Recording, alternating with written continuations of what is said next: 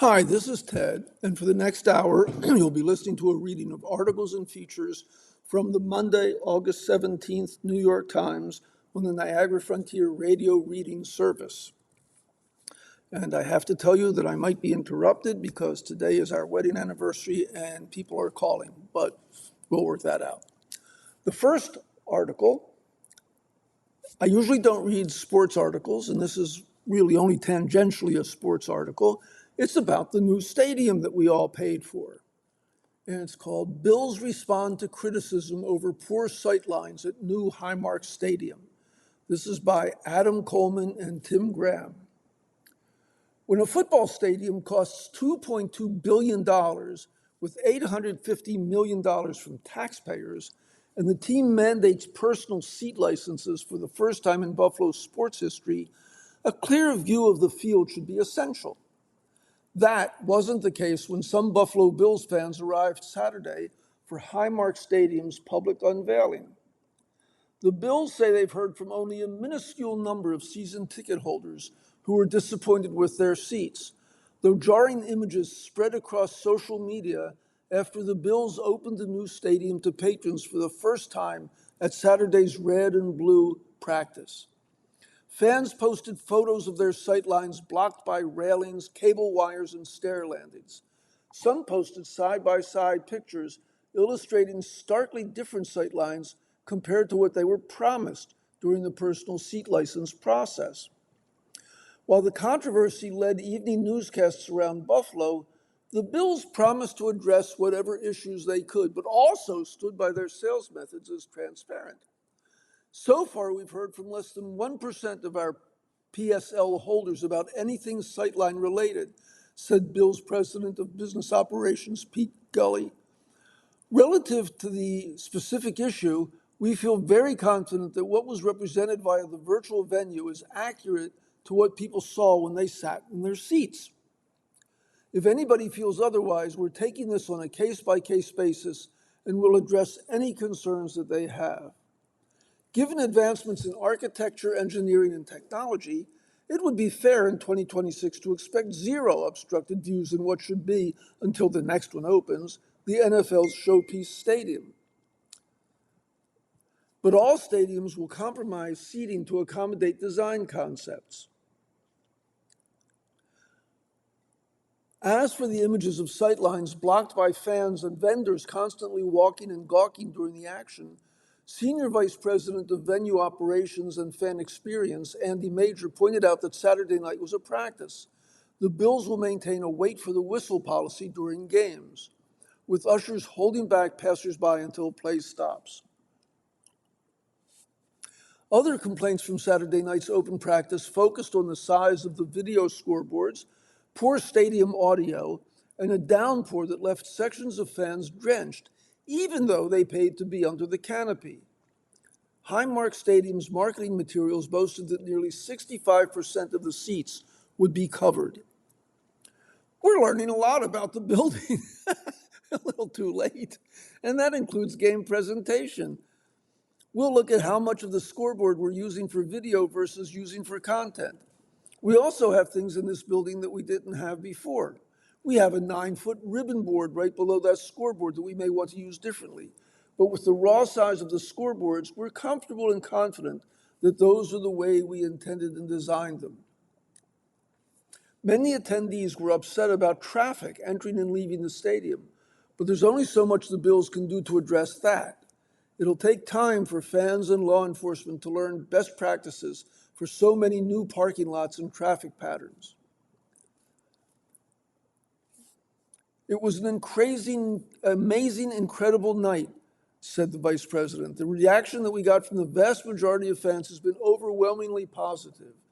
It's a state-of-the-art, best-in-class facility. Nothing in that building compares to the old stadium, and I think for the most part, people were blown away. Now, on a serious subject. I guess that's serious too if we paid for it. Buy now, pay later lenders pitch loans for needs like electricity and rent. And this is by Stacy Cowley. Buy now, pay later loans took off during the pandemic as a way for online shoppers to go on retail splurges without using a credit card. Now lenders are offering the loans as a means for people to finance basic household needs. The lending apps Flex and Zip allow customers to take out loans to pay for their broadband, electricity, health insurance, mobile phone service, mortgage, and water bills. Affirm, one of the most popular pay later apps, has started providing some tenants loans to extend their monthly rent payment for a few weeks. Many dentists, veterinarians, and medical clinics now often offer instant pay later financing, and Intuit this year started promoting file now, pay later loans to TurboTax users who owe money in their tax return. Pay later loans are becoming the working capital for the modern middle class, said Karen Webster, the chief executive of Payments, a news and market research company for the payment industry. Consumers are using it more for essential everyday things. The rise in pay later financing comes as many households are leaning more on debt to keep up with their daily expenses. Paying interest to afford basic needs adds to the overall cost of living, which has already been rising amid higher medical, housing, and fuel costs. Americans spent $160 billion last year through pay later loans, according to research recently released by Federal Reserve economists, nearly twice what consumers spent 2 years earlier in 2023.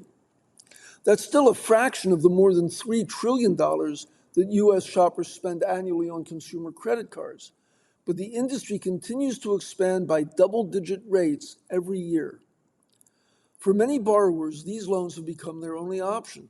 Half of those using them said they could not make ends meet otherwise, according to the latest edition of a survey that LendingTree has compiled for years.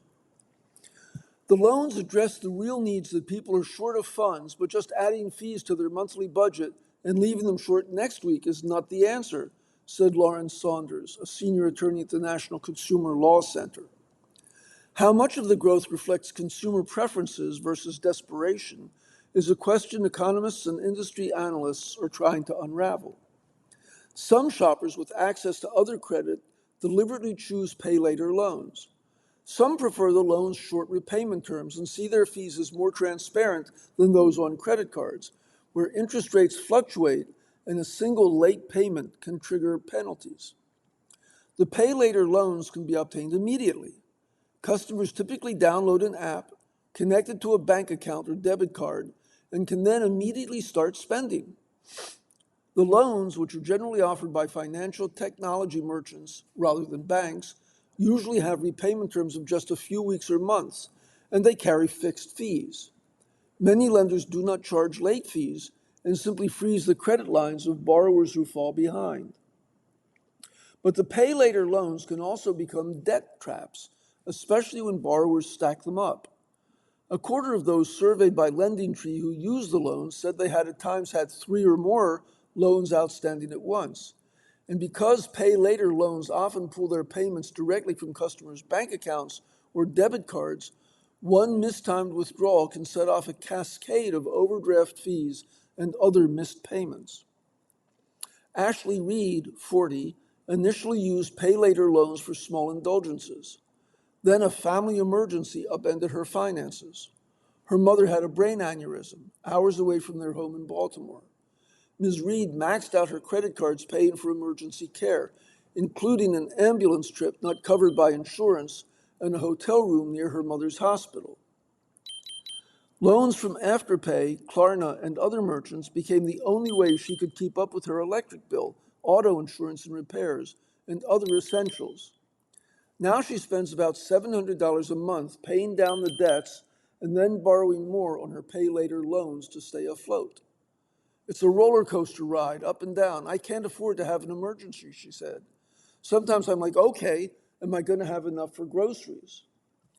Ms. Reed, who works full-time as a public school paraprofessional and picks up weekend shifts as a part-time hospital radiology assistant, reported her financial struggles in a survey conducted by her union, the American Federation of Teachers. More than a third of those polled said they could not afford to pay all of their monthly bills, and thousands reported borrowing from credit cards, pay later loans, friends, family, to get by. Pay later companies pitch their loans as an alternative to more punitive options. Missing a rent check can lead to late fees or eviction, and charging daily purchases on a credit card can trap consumers in years-long cycles of mounting debt. Affirm describes its expansion into rent financing as a pilot project. It will advance only one rent loan at a time. Customers cannot borrow again until their previous month's debt is paid. The offering is a way to give people, especially those with incomes that fluctuate, like gig workers, some certainty when they need it, for whatever reason, even if that's just one time, said John Pitts, the company's vice president of public policy. The lender's own marketing materials illustrate the dire choices their customers can face. Cherry, based in San Francisco, is an instant loan company for medical and dental practices. The case studies section of its website spotlights some grim scenarios. One dental clinic noted that most of its customers arrive in acute pain and need emergency treatment that they often cannot get without taking out a Cherry loan. Another concern about the explosion of pay later lending is the way it largely exists outside the mainstream credit ecosystem, creating hundreds of billions of dollars in consumer debt that isn't captured in traditional economic analyses and snapshots. FICO, the credit score giant, announced in mid-2025 that it would soon launch 2 new credit scores that would incorporate pay later loan data. But most pay later lenders do not report their loans to credit bureaus. A year later, FICO's new scores still have no release date. FICO said it was waiting until lender data was sent to the credit bureaus at scale before its scoring models could be tested and adopted. That creates a blind spot sometimes called phantom debt, much of it held not by banks, but by private credit firms that operate in the less regulated shadow banking system. Economists are keeping a sharp eye on the industry's size. An analysis last year by the Federal Reserve Bank of Richmond deemed the threat of systemic risk limited, but warned that these risks could amplify if left unchecked. Industry leaders bristle at the idea that their loans are riskier for individual customers or the broader economy than other credit products. They cast their expansion into financing routine expenses like housing and utility bills as a prudent response to market demand.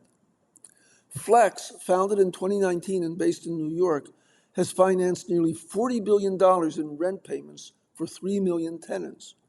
Its customers have a median credit score under 600, the territory generally ranked as poor and subprime. About a third use Flex every month. The rest dip in only occasionally. Flex charges a $6 monthly fee plus a charge of 3% of the sum that's borrowed and a processing fee. This year, the company expanded its financing into a broader set of recurring monthly expenses, including utilities and auto loans. Flex described its fixed fees as a simple and safe system. It does not charge late fees or compounding interest, and customers cannot borrow again until their rent debt is paid off. But even the lenders themselves acknowledge that their products and their rapid growth are a sign of the growing economic strain many households face. Said Ryan Metcalf, Flex's vice president of public affairs, "We can't solve income or the price of rent and affordability. What we can do is help people solve a timing issue. It's harm reduction." And here's an important story. As Iran truce expires and options shrivel, Trump lashes out. This is by Luke Broadwater. As a crumbling truce with Iran officially collapsed on Monday, Trump signaled his frustration at his inability to resolve a war that he started but cannot seem to end. In an interview with Fox News, the president lashed out at an American ally, Oman, that has been trying to mediate negotiations with Iran. Trump said, "If Oman gets in the way, we'll bomb the shit out of them." The latest threat toward Oman, which has facilitated talks between the U.S. and Iran for years and maintains that it is still a neutral mediator, came as Trump found himself without much leverage to reach the goals he set out at the start of the war. Said Nate Swanson of the Atlantic Council's Iran Strategy Project, I think ultimately his threats against Oman are just a reflection of his frustration with the situation he's created, where he has no good options. He's just reflexively lashing out, and this time Oman got in the crosshairs. Quick pause, you're listening to a reading of articles and features from the New York Times on the Niagara Frontier Radio Reading Service. Hostilities have now stretched past the 6-month mark in a conflict that began with the U.S. and Israel launching strikes across Iran in February. Administration officials pledged at the time that the war would be over in 4 to 6 weeks. On the battlefield, the U.S. has struck thousands of targets in Iran and dealt serious blows to the country's military capabilities, but the president has struggled to achieve the war's political objectives. In June, the two sides agreed to a memorandum of understanding, but that quickly fell apart. Both Trump and Iran's leaders have said the deal is essentially dead. It's mostly symbolic, but symbols matter, said Justin Logan, the Director of Defense and Foreign Policy Studies at the Cato Institute. He emphasized that the main function of the agreement was to reopen the Strait of Hormuz, the critical shipping lane in the Persian Gulf that Iran effectively closed during the war. He said the tragic part here is that the U.S. is clawing to try to get back to the state of the Middle East before the war started. As the ceasefire officially expires, the president and his team have promised to level crushing sanctions against Iran this week, though the details of those plans have yet to be unveiled. And Defense Secretary Pete Hegseth has said the United States can maintain a naval blockade of the Strait of Hormuz indefinitely, an acknowledgement that there was no end to the war in sight. In the Fox News interview, Trump sought to project patience, saying he was not in a hurry to secure a deal, while maintaining that his central goal remained preventing Iran from possessing a nuclear weapon. Speaking to the reporters in the Oval Office, Trump was asked whether he was any closer to ending the war now than he was when the memorandum of understanding was agreed to. He didn't directly answer, but claimed that Iran wants to make a deal, but they're not going to make the kind of deal I feel is necessary. He added, look, we're in there for one reason. Iran cannot have a nuclear weapon. Trump also downplayed concerns that sailors on the aircraft carrier Abraham Lincoln have been deployed for too long with conditions worsening. The ship is supporting U.S. operations in the Middle East against Iran. Trump called reports of food shortages on the ship fake news. The Lincoln has been out there for a period of time, good period of time, but over the years we've had him out there much longer, he said. He also said the U.S. could declare the Strait of Hormuz a territory of the United States. We control it with the blockade, and I like the idea of declaring it a territory, he said. But it was Oman that received the president's fury on Monday. Iran has said it has been holding talks with Oman on temporarily reopening the strait. Trump said, I don't think Oman behaved very well, but we'd handle them very easily, just like we do other things. It was the second time this year the president has threatened that country. In May, it emerged that Oman had discussed working with Iran to charge fees for ships to pass through the strait. Trump told reporters then, Oman will behave just like everybody else or we'll have to blow them up. They understand that. They'll be fine. A White House official did not immediately respond to a request for comment. Mr. Swanson said he believed the president has several options to try to resolve the war. He said the U.S. could continue with a policy of what Trump has called low-key economic pressure, which has thus far not provided results.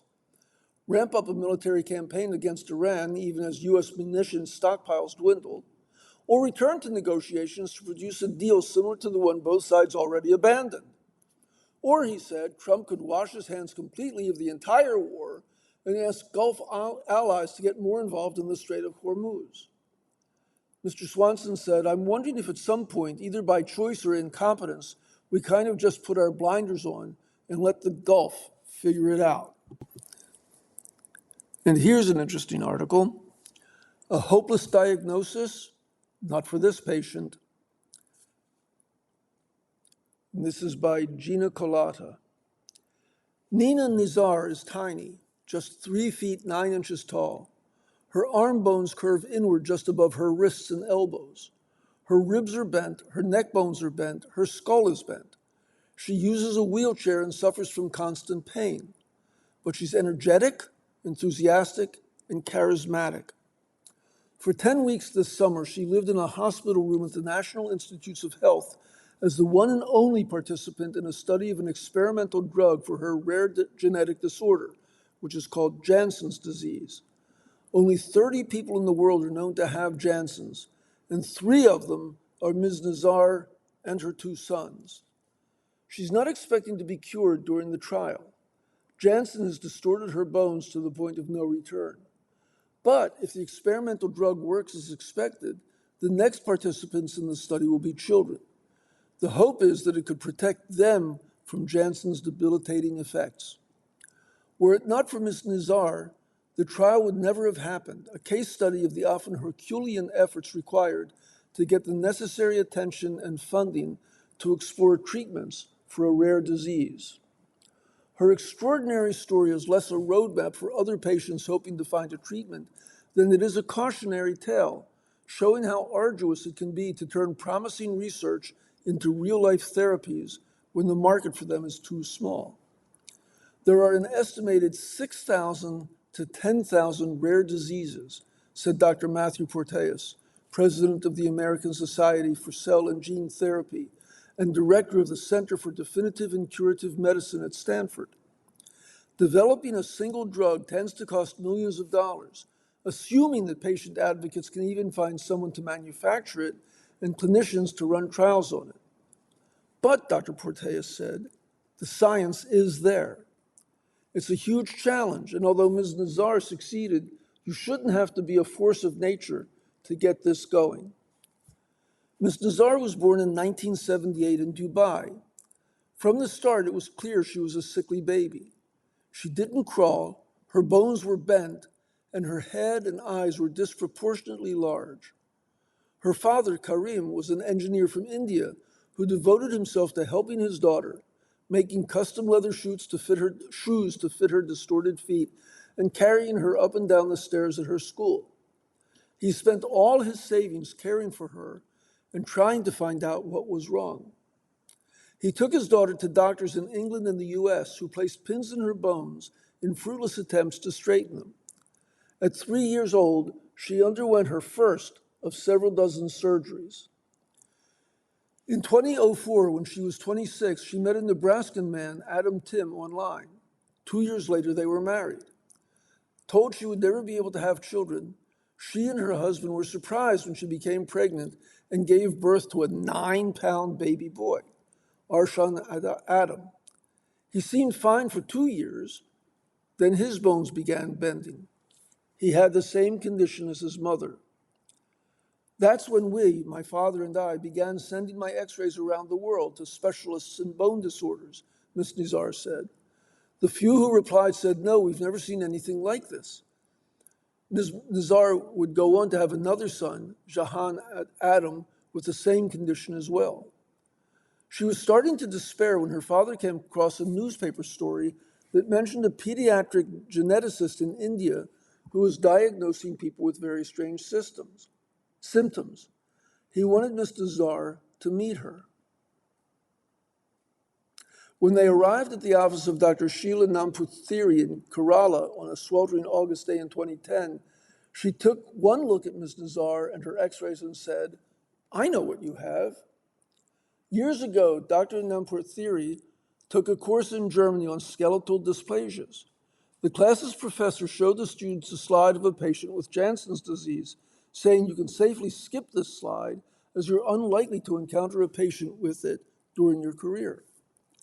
To confirm the diagnosis, Dr. Namboothiri said in a recent interview, she got in touch with Dr. Harold Yupner, chief of pediatric nephrology at Massachusetts General Hospital, who discovered the disease's mutation in 1993. Around that time, Dr. Yupner read a medical article that mentioned a patient who was very short and had misshapen bones and high levels of calcium in her blood and urine. He had never heard of Jansen's disease, but reasoned correctly that the patient might have a mutation in a gene he had studied, PTH1R, which controls bone growth and calcium levels. Not long after, his colleague, Dr. Thomas Gardella, discovered a peptide that could turn off that gene, correcting the genetic defect. Dr. Gardella published his work in 1996 and then went on to other projects. 17 years later, Dr. Nanfothiri sent Dr. Yupner Ms. Nizar and her son's DNA. She was right, they had Jansen's. After learning of Dr. Yupner's work, Ms. Nizar was determined to meet him. She emailed him and said she was coming to the US. I was on a mission, she said. By searching the NIH website, she discovered that every year on February 28th, the NIH holds a rare disease day. Patients and advocates sit at tables where researchers and company representatives can stop and talk with them. She decided that she had to be there, and she told Dr. Yupner she was coming. He said he'd meet her there. Ms. Nizar secured a table, but with no time to prepare an elaborate exhibit, she merely displayed pictures of her sons and their x-rays, along with some scientific figures. She also played a PowerPoint presentation. At that time, she knew of only one other person besides herself and her sons who had the disease. I remember one person came by and said, 4 people? No one's going to care about 4 people, she recalled. She was crestfallen until Dr. Yupner arrived. He told her that Dr. Gardella's peptide might work to treat Jansen's. But at that point, it was just basic lab research. To take it to the next stage, they needed funding. Dr. Yupner and Dr. Gardella first got a small grant from the drug company Sanofi, followed by a research grant from the NIH. Their drug, the previously discovered peptide, seemed to work in the laboratory and in mice that had been given the Jansen's mutation. A university lab, however, is not capable of carrying out clinical trials with human patients. We looked around and said, what do we do now? They can only go so far. After digging into the possibilities, she discovered the NIH's National Center for Advancing Translational Sciences. Founded in 2011, the center develops potential therapies for rare diseases that would not interest drug companies, harnessing new possibilities that have sprung from the genomic revolution, which has allowed scientists to pinpoint likely therapies far more quickly than before. But even given the tools available, funding a drug for a condition that affects just hundreds of people, let alone mere dozens, can be difficult to justify. At her initial meeting with the NIH Center in 2018, Ms. Nizar got the impression that the staff was not enthusiastic about developing a peptide to treat Jansen's disease. Even so, she made her pitch. It's such a small ask from your team, she implored. You don't have to manufacture so much. There aren't that many patients. Then somebody got up from the audience, she recalled saying. Then somebody got up from the audience, she recalled, saying, this is so doable. I don't know why we wouldn't do it. This is how Ms. Nizar ended up as patient number 1 in a clinical trial, undergoing weekly treatments with the peptide drug throughout the summer. She will return to the NIH in September, continuing to test doses of the drug to track its effects on her parathyroid hormone levels. When researchers find the optimal dose for her, the study will then be expanded to include her children and see if the peptide halts their disease. If it does, said Dr. Alison Boyce, the study's principal investigator, it will be transformative in Jansen's. Dr. Boyce added that the drug might also help patients with kidney failure by lowering dangerously high levels of parathyroid hormone. Patients with another condition, hyperparathyroidism, could also benefit. The current treatment is to remove their parathyroid glands. Ms. Nizar was really a driving force in getting this study going, said Dr. Gardella. It's a profoundly devastating disease, but Ms. Nizar, he said, has a great attitude and is really brave.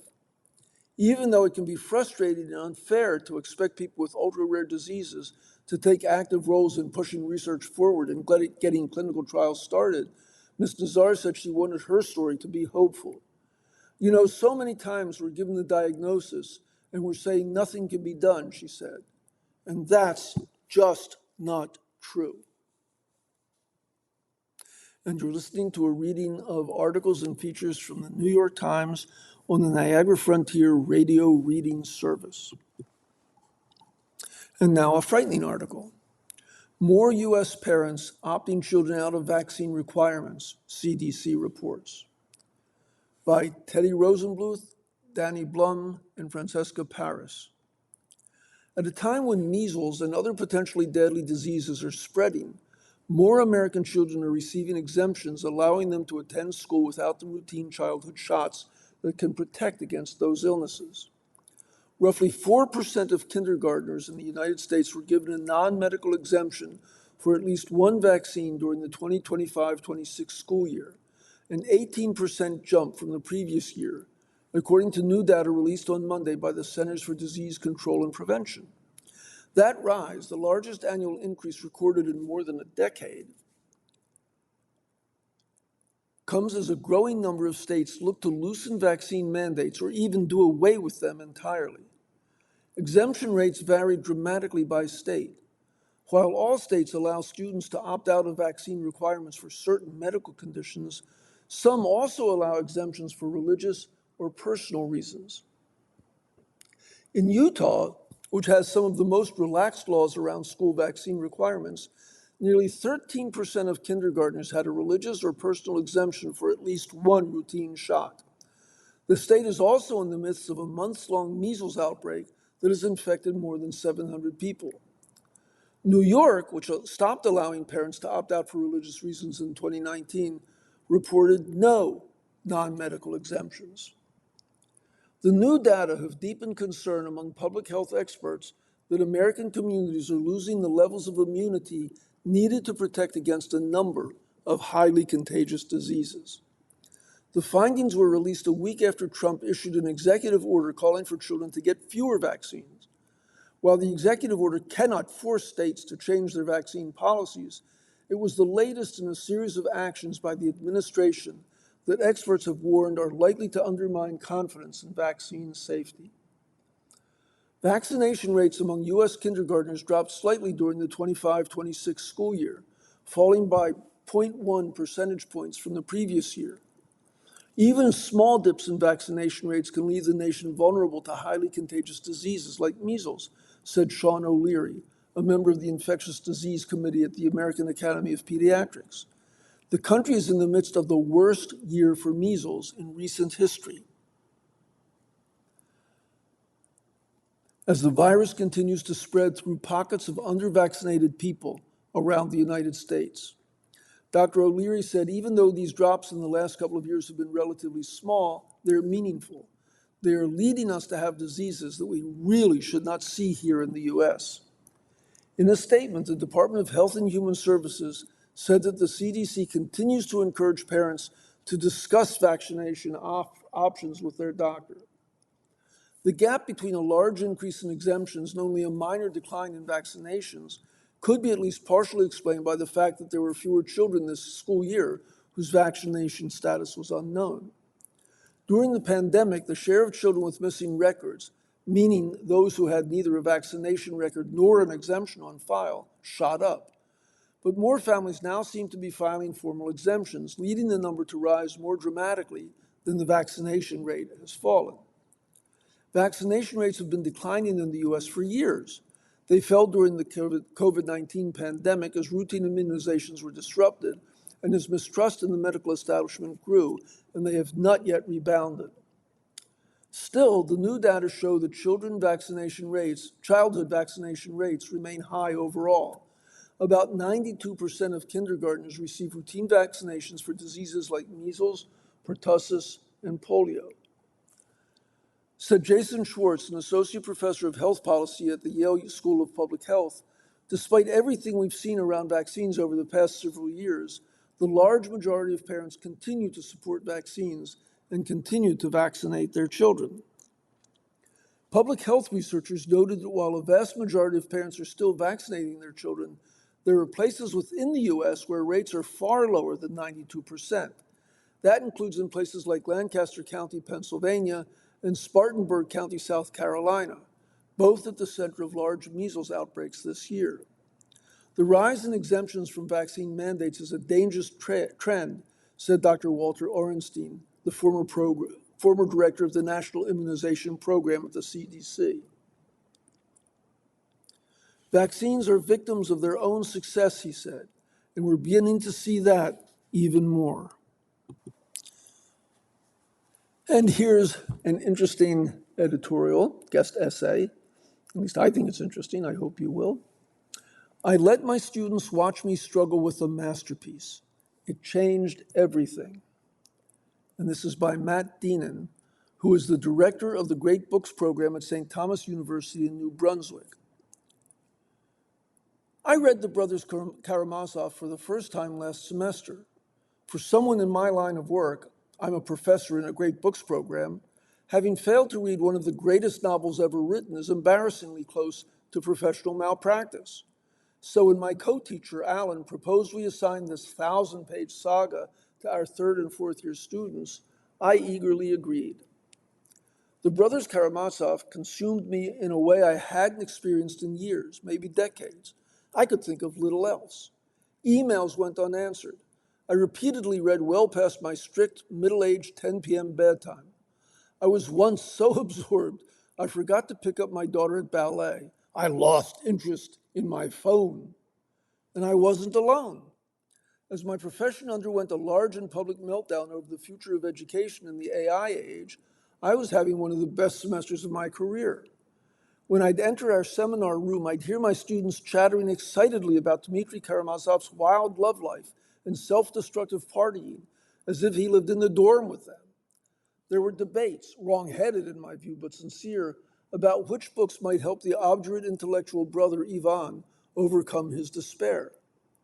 That my students, regular 20-somethings at a public college in one of Canada's poorest provinces, fell in love with Dostoevsky's strange little town might look like a miracle from the outside. But as the narrator of the book puts it, miracles never bother a realist. To be a realist about higher education is to acknowledge that the challenge of our moment is not primarily intellectual, but sentimental, spiritual, if you will. In the algorithmic age, effective teaching is affective teaching. Today's educational problems are often attributed to a deficit of focus or attention, but attention is an anemic way to understand what allows education to transform people. We're really talking about passion, inconvenient and unfashionable as that is to acknowledge. Passion creates a unity of purpose and urgency that is the antidote to the feckless, superficial distraction of the algorithmic age. Lots of us pay very close attention to our phones, but what we lack is the sustaining passion that endures difficulty and shapes a life. And I apologize again for this beeping. When I asked my students why they thought Dostoevsky was such a hit, they routinely said two things.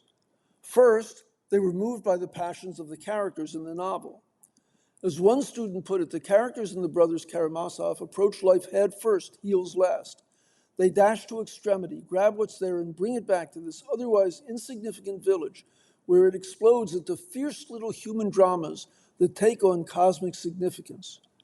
The novel is an extravagant convergence of form and content in this sense. It shows us what real, life-shaping passion looks like, but also awakens something similar in its readers. Second, the students explained that my own enthusiasm helped stoke theirs.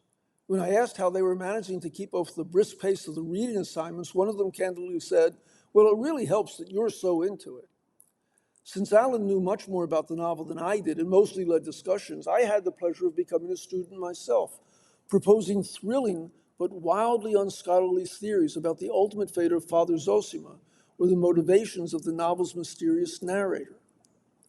As far back as Plato's irascible character Meno, would-be teachers have been confronting the problem that students must want to learn before learning is possible. For many decades, higher education has relied on a workaround to this problem, tying access to good jobs to success in school. In some cases, a desire for money and prestige leads to real, if incidental, learning. But large language models have broken this arrangement by making it possible for students to skip straight to an effortless A without doing any meaningful learning. Technology has exposed the limits of our mercenary approach to education. Over the course of last semester, I became convinced there is a way out of this moribund strategy. We teachers must remain students and model what we want to see. We need to recover the passion that drove us to our books, to the lab. We need to embody love of learning for its own sake against the pervasive message that higher education should be vocational, and we need to clarify the basic questions that make our subjects worth studying.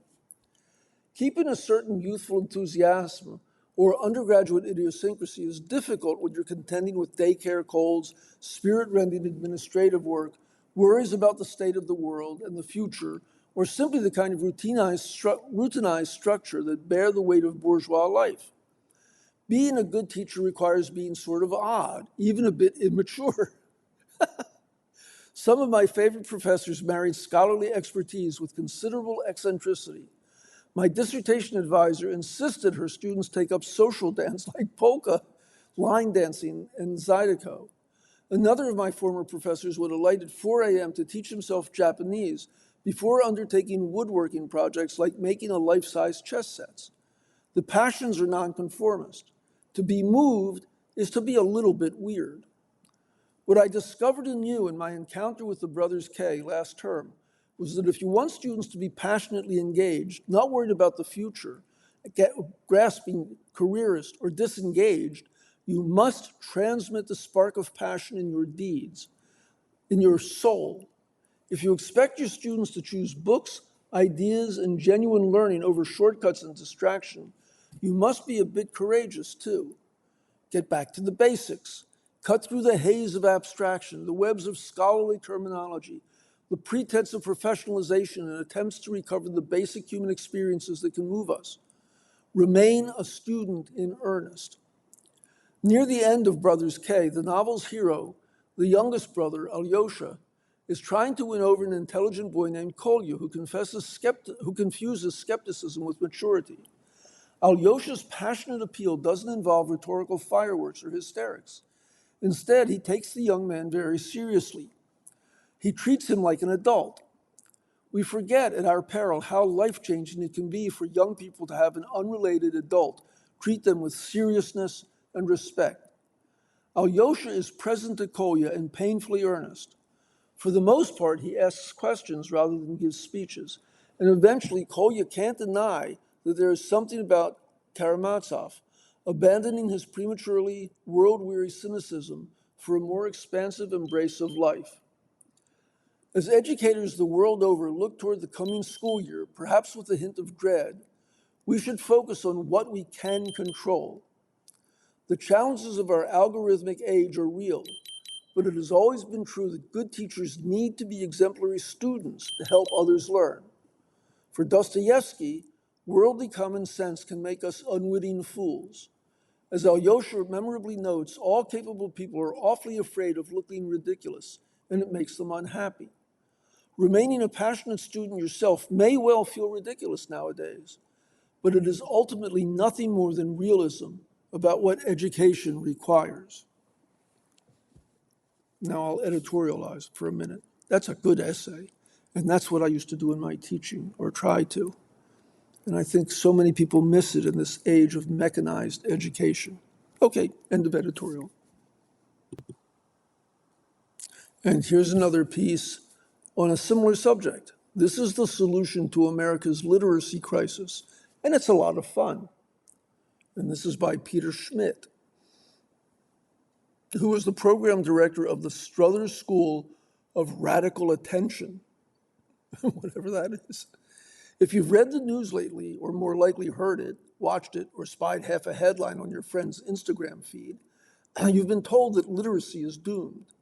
High school seniors are reading at the lowest levels in over 20 years, and college students don't know how to read a book cover to cover. There's plenty to mourn in these developments, but as an English syllabus fixture of yore might have said, reports of literacy's death are greatly exaggerated. Having come of age amid COVID-19 lockdowns and the proliferation of social media, young people crave the forms of human connection that teach us to live in the world we actually inhabit, not the one we see on screen. Asking questions, thinking together, and beholding the strangeness of the reality passed down to us. As it happens, books are uniquely powerful objects around which to organize these sorts of activities. That's why the act of engaging with written texts the basis of our cultural, political, and intellectual life for over 500 years, is not coming to an end. It's changing to meet new needs by offering the kinds of experiences digital technologies can provide, synchronous IRL encounters with other human beings. In other words, the future of reading is a party. Books are bringing people together. Gen Z reading groups are popping up across the United States, and the Silent Book Club, a community that gathers for silent reading, now has over 2,000 chapters across 68 countries. Reading retreats and summer camps hosted by the Bad Bitch Book Club regularly convene between 15 and 90 enthusiasts for week-long getaways, giving new meaning to the term escapist literature. Sally Mercedes, the events coordinator at Magic City Books in Tulsa, Oklahoma, sees bookstores playing an increasingly social function for their customers. A lot of bookish people tend to be introverts, she told me. We need a space where we know that we're on common ground with others. Other experiments are remixing the traditional book club format or breaking out of it entirely. Quick pause, you're listening to a reading of articles and features from the New York Times on the Niagara Frontier Radio Reading Service. The Consumption Book Club, a literary and culinary event series organized by the Gen Z artists Colette Estelle and Kyle Barnes, brings to life works such as Jeff Vandermeer's Annihilation via meticulously themed dinner parties and facilitated conversations. A recent public reading of Allen Ginsberg's Howl, organized by 20-somethings, drew hundreds of people to Washington Square Park in New York City. The Strother School of Radical Attention, where I work, helps to gather groups over a dozen times a month in 6 states for sidewalk study, a practice of reading and enacting long-form texts while moving through public space. These gatherings vary in location, duration, and subject matter, but their unifying spirit is simple, that reading can be as much a mode of vibrant sociality as it is of secluded interiority. Easy as it is to forget, sitting alone and reading in silence, the activity the professors tend to worry about, was once a novelty. In his Confessions, Augustine of Hippo relates stumbling upon Ambrose, Bishop of Milan, in a moment of perplexing absorption. This is a quote from St. Augustine.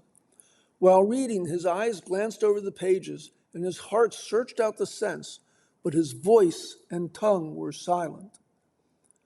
That Augustine bothered to describe this scene tells us something about the way reading commonly took place in the ancient world, as a public practice, recited before groups of lettered and unlettered listeners alike. He doesn't mention this, but also people read out loud to themselves. They heard rather than read silently the way we do.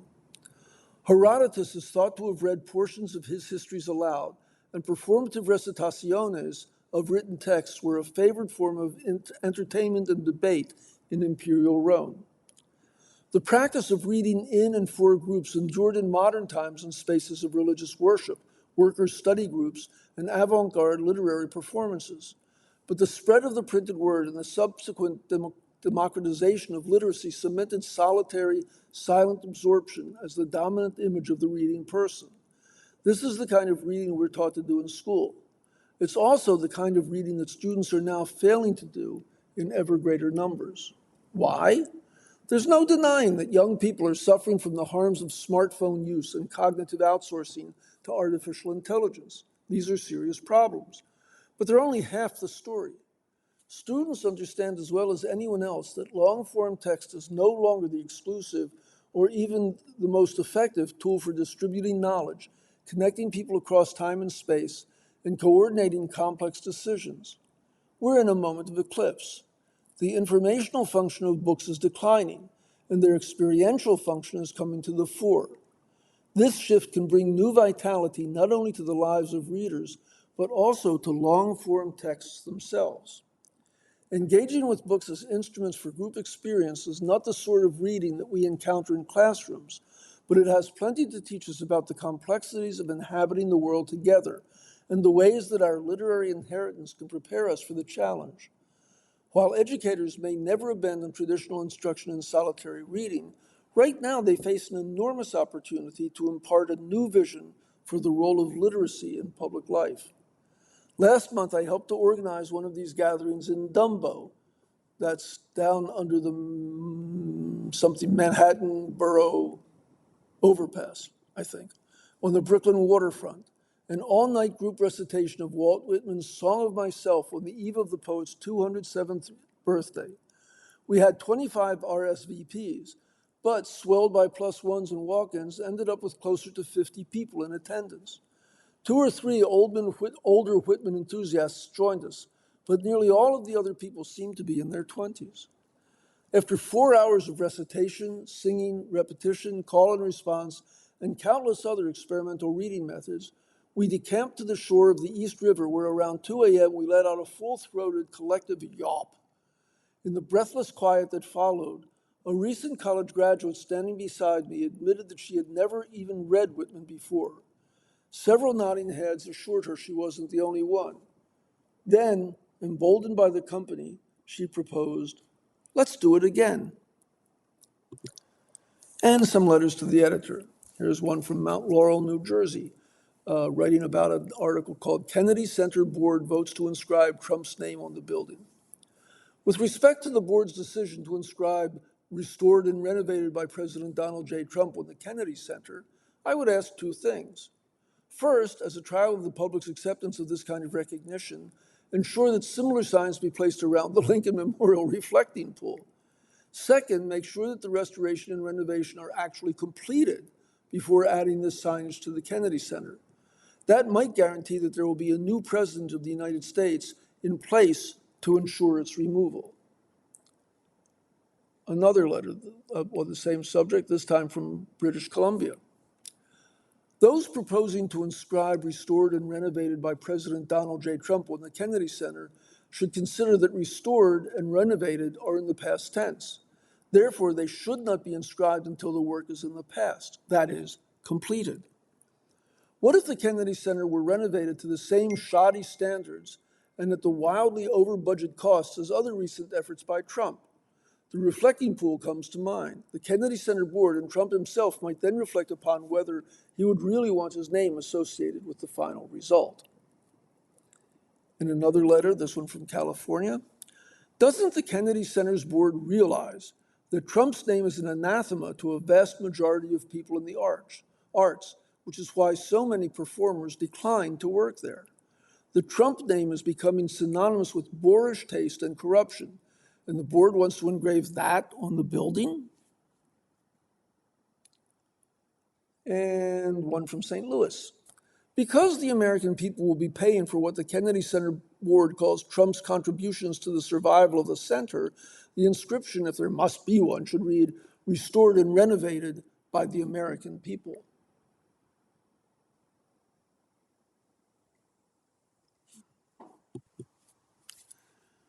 And here's an article, and a letter called "A Slogan for the Democrats." Here is a slogan for the Democrats to use as the midterms approach. Donald Trump is $2 billion richer since he took office again. How is your family doing? Add a picture of him smirking, and you're done. No need for endless caveats, policy wonkish descents into the weeds, or preaching.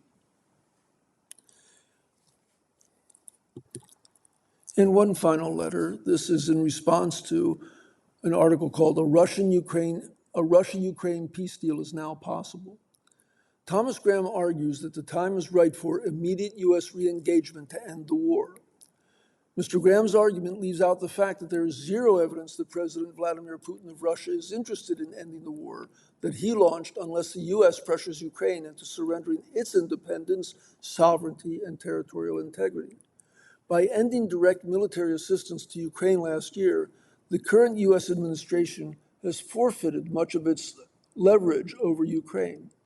That the American negotiators Steve Witkoff and Jared Kushner have visited Russia numerous times but have yet to set foot in Ukraine undermines their credibility with the Ukrainians, though they are reported to be planning a visit to Kyiv sometime soon.